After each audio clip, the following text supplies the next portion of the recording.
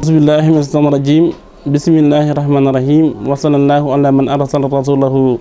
sahidan mubasiran wa nasiran wa da'iyan ilallahi bismihi wa sirajan munira wa radiyallahu anil khulafai wal amrai wal a'immatil muqtadin allazina jahidu fillahi haqqa jihadihi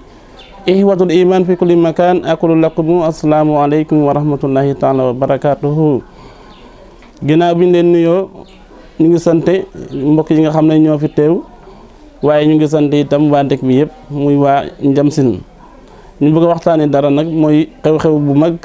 moo xam ne dafay am fii année bu ne ci Ndiamsine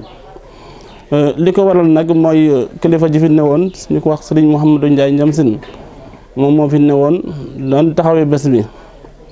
ba yàlla dogal nag mu génn àdduna 2007 bi mu fi jógee ak léegi nag njabootam ñëpp taxawu ko te boo ñu waxee njabootam la ci jiitu mooy waa Ndiamsine ak ñi fi wax ñëpp nekk dañ ko taxaw ginnaaw loolu nag ñu ngi leen di wooxaat ci bés boobu di leen yegalaat ne bés bi le 23 novembre bi lay doon incha allah di jiital ci bés bi ci woote bi taawam muy Mbacke Ndiaye mi nga xam ne moo ne Fatick ak njabootam ñëpp di woo itam njabootu boppam ñëpp ñu mel ni Mouhamadou Ndour Marane di ci woo itam waa dëkk bi ak mbokk yi nga xam ne dañ fi ajoo di ci ñëw yëpp at bu ne bu ko defee itam bés bi nit bés bu rëy la ndax sëriñ bi moom dafay taxawaloon mel ni juma taxawaloon na fi jàkka taxawaloon na fi itam daara ji itam daan jàngale amu doon fay yàlla barkeeloon ko nag ñu fi jaar yëpp ci daara ji yàlla barkeel na leen ay ustaas jaar nañ ci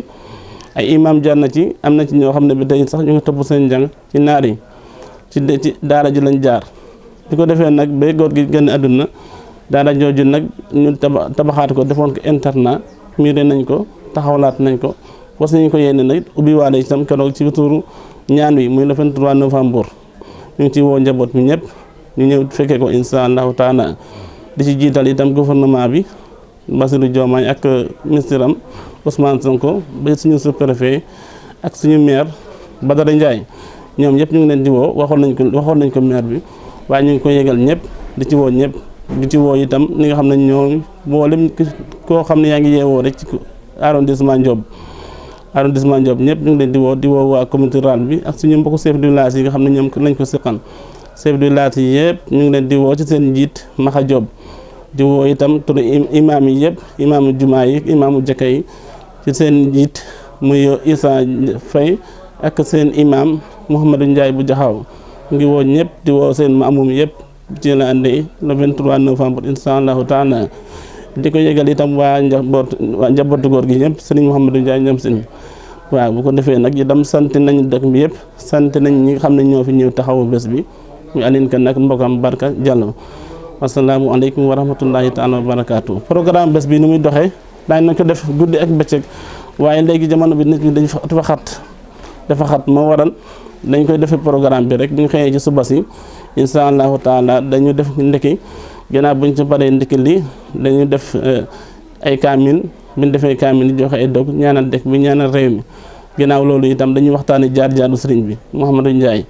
ci njaboot ñi nga xam ne moo leen yaraloon boppam buñ ci waxtaanee itam ba julli tisbaar julli takkusaan rek dañ daal di def ñaan ñëpp yeewee ko daan nañ ko def guddi gi waaye guddi gi du ci am insha allahu taala